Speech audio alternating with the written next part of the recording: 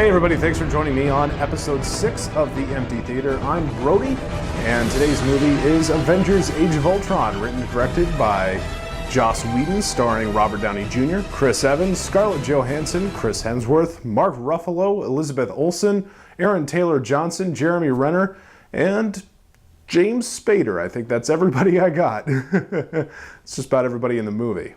You believe in peace, then let us keep it. I think you're confusing peace with quiet. Yeah, what's the vibranium for? I'm glad you asked that because I wanted to take this time to explain my evil plan.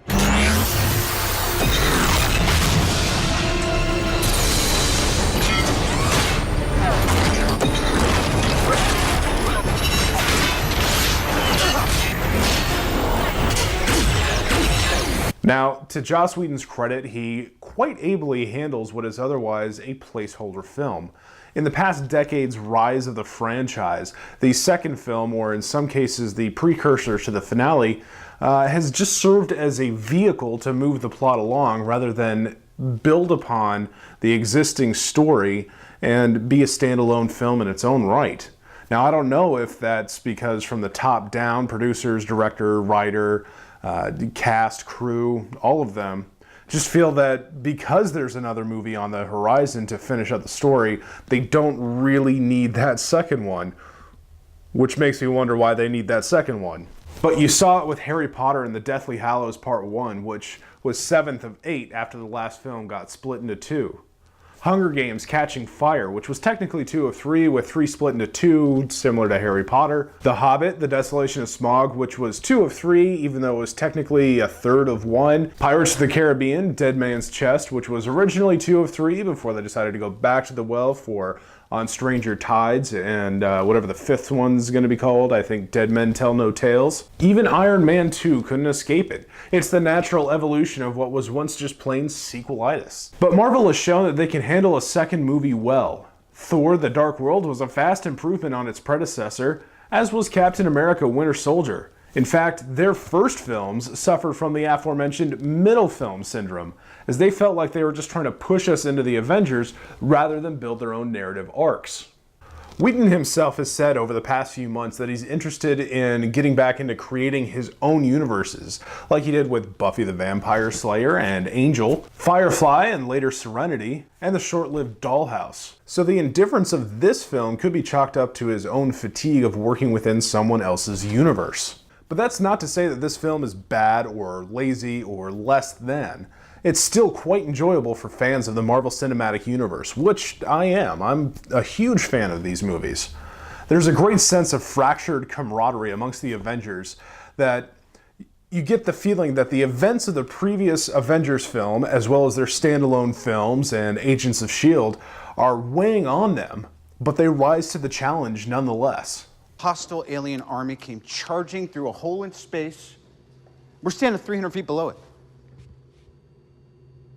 We're the Avengers.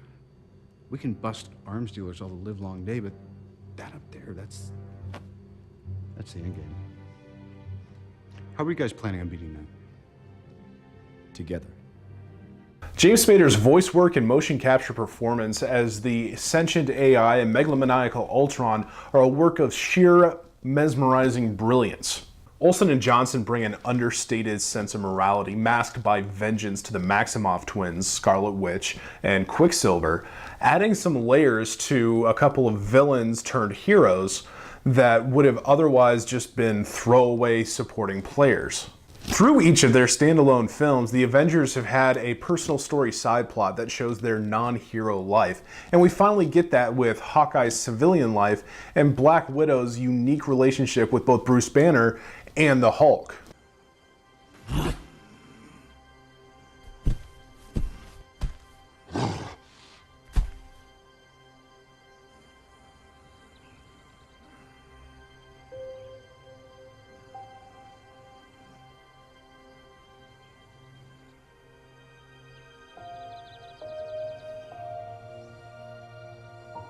It's still a good movie that I recommend if you've enjoyed Marvel's offerings so far. It's just not on the same level as its own predecessor, nor the standalone films. Fortunately, as a vehicle to move the story from A to B, we get great setups for Phase 3 of the Marvel Cinematic Universe, which will include Ant-Man, due to be released later this year, as well as Black Panther, Captain Marvel, and the hotly anticipated Captain America Civil War. So while it doesn't build upon what's already been established, you are left comforted by the fact that there are bigger and better things on the horizon. Now, as I'm filming this, the movie's been out for about 2 weeks, and it's already made literally all of the money in the world. So you've probably already seen it. I don't have to tell you to go see it. But if you haven't, do go see it. You will enjoy this film. You'll have a good time. It's a great way to spend 2 hours, 2.5 hours at the cinema. I'm Brody. This has been Avengers Age of Ultron on the Empty Theater, and I'll catch you next time.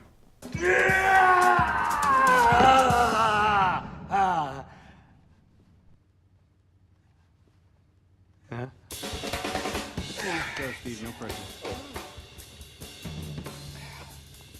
Come on, Cap.